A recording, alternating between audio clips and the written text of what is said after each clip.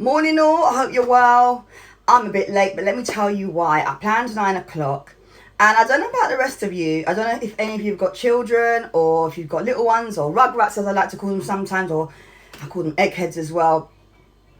My daughter's been using my lip gloss and also my makeup. Let me repeat, my daughter's been using my lip gloss and my makeup. So if you've noticed that the last few lives I have been, good morning, coming on au natural, it's because I've hidden my expensive mascara, but my daughter's been using my makeup. My daughter, who is 5, has been taking my makeup and using it. So if you're wondering why I advertised I'd be going live at 9 and I'm here at 9:10, it's because my daughter has been using my makeup and I can't find my lip gloss, my lipstick. That aside, what I want to talk about today is just different ways in which we can change things up, because as many of us know, the rest of the year is going to be interesting times for a lot of us. Very interesting times. Let me know via the comments box if you can, if you've had to change in your business in any kind of direction as a direct result of this pandemic that we've experienced. Apologies that I advertised 9. As I said, it's because my daughter has been using my makeup. I'll say that for the final time. So I still don't know where my lipstick is. I'm probably going to have to spend another few pounds on a lipstick today because I've got about 4 and she's been using all of them. In my business, I've had to pivot in different ways. Many of you will know that in terms of Insight to Marketing, I launched my planner over 3 years ago. It's now going into its 4th edition. And I started at the back end of last year an online and offline kind of roadshow to kind of bring people to the brand, attract new clients, do a bit of a Q&A, and also have a masterclass. So I was going around, I went to Manchester, I went to Coventry, I went to Derby, I went to quite a few places. I met quite a few new contacts, some of whom are alive now, on a little tour of the UK. Now, my plan was that after I'd gone to the US in February and when I came back from Antigua in March, I would then be ready to continue my UK roadshow. So that was the big plan I had. As you're coming in, let me know where you're watching from this morning. Good morning. So I had big plans. I had really big plans for my planner. I had really big plans for some of my products and also my group coaching, which many of you will know, which is more intensive than the I2M Evolve to Grow community. I had big plans. And I had to put some of my things on hold. Some of my products I had to put on hold. And it's unfortunate, but, you know, as I said in my most recent post, you know, sometimes things don't go to plan. Sometimes things just don't go to plan. So we've got Coventry in the house. We've got Derby in the house. Hi. We've got Manchester in the house. Good morning. And I'm in my house. I'm very comfortable. So if cleavage offends you, I make an apology. Everything was set down in my planner. You know, I love planning. I've been talking about planning for years. I'm very passionate about teaching my clients how to plan and get organized. And of course, ensure that when you're planning in advance, you've got less room for errors, right? Bracknell, good morning. You've got less room for errors. So if you are going to be, let's say, for example, organizing an event, and you know that your event's going to take lots of work, you've got to organize speakers, even if it's online, you've got to organize content, you've got to make sure that you've got all of your kind of materials ready. Forest Hill in the house, how you doing? Good morning. You've got to make sure that you've got everything together. And if you only leave yourself, you know, a week or 2 weeks, that's unrealistic, particularly if your brand isn't very well known, right? Yes, someone says plan to fail, fail to plan. Good morning, Jackie, how you doing? So just a very quick one before I get into the tips and some examples. If you're in business and right now planning is a stickler for you, I want to really encourage you to start planning. I don't mind if you buy my planner or someone else's, but I want you to start planning. It will give you so much clarity. Many of the clients that I work with, not only in my membership group, but also just on one-to-one and group coaching, find the planner very helpful for reducing overwhelm and also giving you month-on-month views in terms of what you'll be doing, your budget, your sales, etc. And so if you're going to do an event, don't leave it for 2 weeks promo, you know, leave a longer run in, leave a longer period, especially if you're not known. You want 12 plus weeks to promote your event, even if it's online. I have a client that I have just finished working with, but she's renewed her contract with me to work with me for a few more weeks. She's launched a really brilliant product and some services assigned to it. And let me just quickly tell you some back history to it. She's amazing, very well known in the industry. She launched a product and she told me her price, and I said, you cannot charge that. I'm not advising you to charge that. We need to review that. Anyway, we reviewed it. I give recommendations. As many of you know, I don't tell you what to do. I give recommendations. So when I said to her, you really can't be doing that, it's because I was basically advising her that's not what I would do if I was her. Anyway, she revised her pricing. She signed up clients in less than 2 weeks to a program that she's launched. And that program was sold at nearly 2.5 times the amount per head of what she originally wanted to charge. If we hadn't had the conversation, she wouldn't have necessarily had the guts to do it. She would have made much less money. So the money that she spent on, let's say, for example, promoting, even using my services, she would have made a loss, to be fair. Anyway, she's managed to make a profit just from having just a few bookings, but she promoted it in less than 2 weeks. Now, as I explained to her, she's got another program that she's launching, and I've given her some ideas. She's hiring our services again to help her in terms of campaign promo. And I said, look, you need to start advertising that. As soon as the other program starts, you need to start advertising that. She's agreed. And this program is a 10-week run, and it's going to be an even higher price. And it's deserved. I mean, I still think she's charging too low, but I said to her, you've got to charge what you're comfortable with. In these times especially, you have to charge what you're comfortable stating is your price. Otherwise, no one's going to believe your price or even want to buy into you when you are charging. So she's done very well. From a less than 2 weeks campaign, she's managed to sign, I think, 8 or 9 people onto her program, which is great. But imagine if she'd left it longer to promote. Imagine if she'd allowed herself more time to promote and not been so rushy around, getting it done. This goes for all of you. If you leave more time in terms of planning, unless you're not bothered about numbers or you're just trying to kind of do a little beta testing or you want to see how things go, my advice is to try and plan in advance. Plan things out, forward thinking. That's going to get you the results you want. Now, I want to share today some examples around different brands and how they have actually pivoted as a direct result of the pandemic. And for many of us, we have got to be pivoting anyway, because the way that the climate is now, the economy and what's going on. Good morning. Let me know where you're watching from if you haven't already told me. The way things are working now in the economy, many of us are out of jobs. Many of us have been furloughed and the furlough is now finished. Many of us have had to change our business ideas. Many of us have had to launch new businesses. So many things for many of us will be changing. And so I just wanted to share with you that if this is you, don't panic, okay? Because there's a lot of things that are going to change and we have to be able to adapt as business owners. In fact, we have to be able to adapt. We have to be able to take risks. And we have to have contingency plans and ideally multiple streams of income, right? Now, I won't bore you with my different streams of income, but I'm sure many of you can kind of navigate my product staircase from my planner right through to, VIP days and retreats that I host and have been hosting for the last 6 years. But if you are in business and you are currently stuck, stranded, thinking of what to do, maybe you've got a product, you want to launch it online, maybe you're thinking of ways to, improve what you're doing and you don't have a clue, book in a call with me. I really want to give more of you clarity. There are so many people that I've spoken to since March that have either gone on to do more work with me, that have joined my programs, or that have actually made lots of money as a direct result of implementing what I call my silly advice, right? Because some people do listen to me and then think, oh no, I'll do it my own way. And they still end up navigating and searching on Google and YouTube. And unfortunately, many of them still don't get results. And many of them end up staying where they were because they haven't actually taken the time to invest in themselves or their business. So good morning. So who knows about changes that have been made in the retail sector? You got big brands like Next, for example, that have now gone into doing makeup and beauty lines. You got big brands that have actually closed down and gone online and actually been bought out by other stores like Boohoo, as an example, right? Brands have had to pivot. And these are big brands that many of us know of on the high street. So my thing is, if all of these big brands are doing this, we need to be looking as business owners at what we can do. John Lewis, as an example, moved quite a lot of its in-store advice online. That was a major pivot. It's a pivot to the way staff are working. It's a change to the way in which they interact with customers. And there's also quite a lot in terms of the kind of electronic processes that they've had to review. But it's been a necessary change. It's been a necessary pivot. So my question that I put this morning on my most recent post, and many of you need to go and check that out, is, what have you had to change? What have you thought about that you've needed to change in the last few months in your business? And has that change been positive? Has that change actually enabled you to either make more money in your business, improve the way you work, or serve your customers in a more effective way? One of my clients, for example, has gone from launching, a business that was previously, before she started working with me, which was around May time, she was previously doing face-to-face makeup sessions.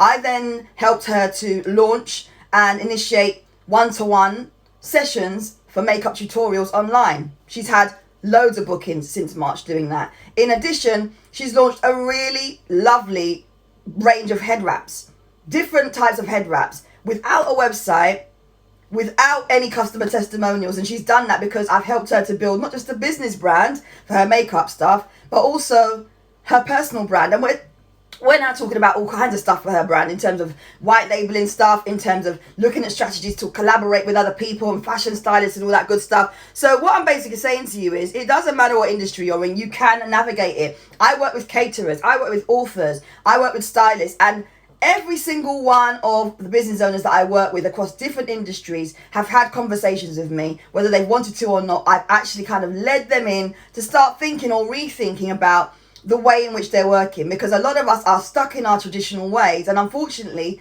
traditional ways, if you haven't noticed already, will be changing, have already changed. So if we don't change with the time and adapt, what you'll find is that you're going to be left behind. And for some of you, you're not bothered about being left behind, because maybe you have got other streams of income, maybe you have got other things going on, or maybe your business is not really your passion. But for those of you who are serious about your business, my question to you is, what have you done differently? I mean, we've got some bakers on the line. Let me know in the comments what you do in your business. Let me know your industry that you're in or what you do in your business. We've got some bakers online, some designers online. Let me know what you do.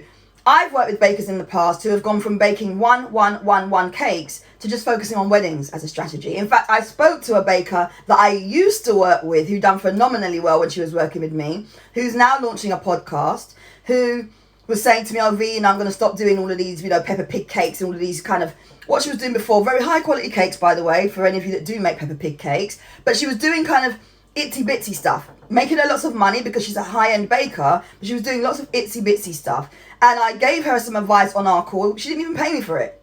And we're talking about her podcast branding. She's totally revising the brand that she thought she'd completed based on advice I've given her from my 24 plus years working in the industry. And she agreed with my changes. I'll get back to that in a minute. So what she's doing is, I said to her, look, if you focus on wedding cakes and up your price a little bit more, so that, because she now wants to teach baking, right? She now wants to teach baking. If you focus on getting 12 wedding cake bookings a year that are VIP bookings where people pay in advance or pay a deposit in advance, you will already know what your earnings will be in terms of cakes before 3 months is out. Especially if you do a promotion now to say, okay, I'm doing taking wedding orders, I'll do you a 9-tier cake, I'll do you 3 cakes in all different flavors with all the kind of detail on it, but you have to pay 40% up front, and it's first come first serve because I'm only taking 1 booking a month. As an example, what do you think that does for your business? In terms of pivoting, it means that you have a way to forecast what you're bringing in. It also means, in terms of finances, you're bringing in a bigger income, because wedding cakes versus, let's say, cupcakes, where you're starting off maybe small or just starting out 12 cakes, 6 cakes a pop, that is a huge difference in terms of income. Give me a number 1 in the comments if that just made sense. So what I gave to her was some advice on how she could not just move away from itty bitty cakes, but also strategically state clearly to people, I'm now only doing wedding cakes. It's a limited amount of bookings a month. If you want a wedding cake, you need to book now for 2021. You'll get, a specific type of service from me, VIP treatment. In addition to that, aside from the consultations for the cakes, etc., I'm now only doing limited bookings. What do you think that does for her in terms of her business and her finances? First of all, up front, although she's pivoted, it gives her a 40% payment for each of those cakes. It also gives her peace of mind that that non-refundable deposit of 40% is going to secure her income now, right now. So if you are in business, let me know via the comments if you're in business and you're thinking about pivoting. That is something you can do. Just change up the way you're working. It's sometimes we don't think of these things and we need other people to kind of draw them out. And that is what I have a really good skill in terms of monetizing brands. And let me just tell you, our call started off because she put up on her Facebook, I need some feedback on this logo for my podcast. And, as it goes, we always put out to everyone, friends and family, oh, what do you think of our logo? And I always say, that's something I really don't recommend we do if your friends and family, first of all, haven't got a branding hat, and secondly, are not in the field of branding and marketing. And I don't mean that in an arrogant way, but if you put your logo out there or your branding out there, and you ask for feedback from mum and dad and your sisters, and they have nothing to do, they all work in 9 to 5s, they have no idea about your industry, they'd never buy your product from you, or maybe they've never bought it but you've given it to them, they're not necessarily the right people you should be asking when it comes to feedback on your brand or your messaging, because they wouldn't buy from you anyway. And when I saw her do that, I held back on feeding back because everybody else was saying how great it was. But you know, I've worked with her before. She's previously invested lots of money in my business before, and I had to be honest because you know I'm a straightforward coach. And I wrote like a 4-paragraph, very brief feedback. I celebrated the fact of what she was doing, and then I went into some things that I would tweak. And she messaged me publicly and said, V, thank you for that. I really appreciate it. And then she messaged me back again on the post and said, V, I've updated the logo again. You know, what do you think of this? And this is an open conversation. And I said, you know what, let's take it offline. And I gave her some time because, as I said, she's worked with me before. I always would look after my previous clients. And I gave her some honest advice. But in that call was when I said to her, you know, in terms of your strategy for building, you know, ongoing income, peace of mind, this is what I recommend you do in terms of your cake business. Rather than just focusing on limited cakes, focus on a strategic direction for your business so that you're just doing weddings or bar mitzvahs or christenings and it's very bespoke and your cakes are very much about the high-end level of cakes. 9 tier, 10 tier, 13 tier, because that's what she's known for, right? Aside from the itty-bitty cakes, that's what she's known for. So you've got to look at ways to pivot that will reduce your workload but also give you that peace of mind. And that's also what I've done in my own business. I paused on my group coaching program. I actually paused on making money because I didn't feel it was the right time to launch. And it's not about rushing. This is why I talk about pace. It's not about rushing through things. It's about thinking through things. A lot of you have gone on the whim of, you know, creating online courses and you don't even know how to promote the online course yet. You've gone on to the idea of, you know, creating a personal brand and you don't even know what your brand's really about, but you've taken direction from other people about who you should be when you're showing up. And you're not even comfortable about showing up as that person, which is really heartbreaking for me because a lot of you come to me then asking what you should do. Someone says pivoted into official biographer for clients. Fantastic. And sustainable cash flow now taps into my passion for writing and working one-to-one. Brilliant. And, you know, there's lots of things I've done and pivoted about. I won't bore you with it. But as I've said, you've got restaurant chains that have now gone into, like, Uber Eats. You've got a man, I think he's got the Hicks Group, that went from having, you know, really high-end brands to now selling, I think he's selling fish from a truck, food truck, right? I'll share some of this if I can via my next email newsletter. So if you've got the big brands that are doing it, what I want to say to you today is as small brands, that is what we should be looking at doing. We should be looking, if we haven't already, at pivoting. We should be looking at ways that we can strategically show up, make more money than we've done before, and not worry about what else is going on, not worry about who else is in our industry. And this is what I teach my clients. Like if I shared with you that the lady that joined me in May, when she joined me, she was shy, she didn't want to use video, she didn't feel comfortable, and I pulled her right out of her shell. Nothing is forced with me. I don't tell you how to build your brand. I don't tell you what you need to be doing. I will always offer advice. But I will share with you that this woman has made the most amount of money she's ever made May, June, July in a pandemic, where many of you were sat down on your laurels worrying about whether or not you should be selling, where many of you were fearful about even showing up because you didn't feel that it was the right time to be selling in this climate.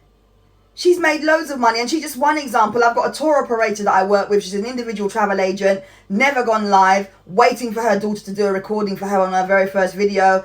The advice I gave to her led to her actually having booked conference calls, booked as a speaker for conference calls after her very first live. I think the first live she did after 2 weeks had over 1,500 views. I don't even know what it's on now. But you have to get connected to the right people that can help you to pivot. You also have to get connected to the right people that can, hey Chantel, that can actually draw you out and bring out the best in you. So, you know, we've got some really cool people online with us this morning. And if you haven't already told me, where are you watching from? And also, what do you do in your business? Please feel free to do that because you never know who else is watching. So we've got a counselor and an author and a book manuscript editor. We've got a chocolatier. We've got an interior stylist. We've got a craft expert, baker, lash business, fantastic, financial advisor, hair care owner, doll manufacturer, artist again. Yeah, you know, it's I am of a mindset where opportunities come and opportunities go. But if you're someone who's watching this now and you don't take action quick enough, opportunities will just pass you left, right and centre. If you're someone that's watching this morning that since March, you haven't really stepped up in terms of your business, you haven't really reviewed where you are or made any tweaks in your business, I'm talking to you this morning because I think a lot of us have sat still for a long time. And look, March, April, May, June, July, August, 6 months. 6 months have gone. And I really want you to think at some point in the next 7 days around what you've achieved in the last 6 months, around what you've tweaked in the last 6 months, about some of your wins in the last 6 months, even if it's just been to get up out of bed in the morning as an achievement. That's still a win. And, you know, in terms of what you want to do in the next 6 months, I want you to write that down as well. And if you need to book in a session with me, as I said, apologies for the cleavage, but I'm in my house and it's baking and I haven't got the fan going because the fan makes loads of noise. So if you are in the mood to speak to someone, or you feel like now you need to level up, I could give you case study after case study of the successes I've had in the pandemic. It really hasn't limited me or any of my clients. And if you've got people that are around you holding you accountable or supposedly coaching you and you haven't had results, then that also is quite telling. You know, you define your own results and you must also set your own positive outcomes for what you want to achieve. But if people aren't holding you accountable and all you're in is a WhatsApp group, or all you're in is, you know, a big community of people where you're not really seeing the results, you have to really look at what you've achieved in the last 6 months. And you have to look at what you can do in the next 6 months to change that. Again, it all boils down to mindset. It all boils down to whether or not you want more for yourself.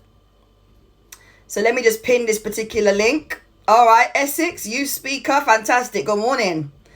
Fantastic. So hopefully I've helped some of you to kind of think about what you can do, but look at how you can pivot. Look at how you can change. Change is good. If you haven't made changes in the last 6 months, again, think about why. What's held you back? Sometimes it's just fear. Sometimes you do need to speak to someone to get clarity. That is what I'm known for. Ask any of my clients. Go on my website, go on my LinkedIn, go on my YouTube. You'll see my customer testimonials.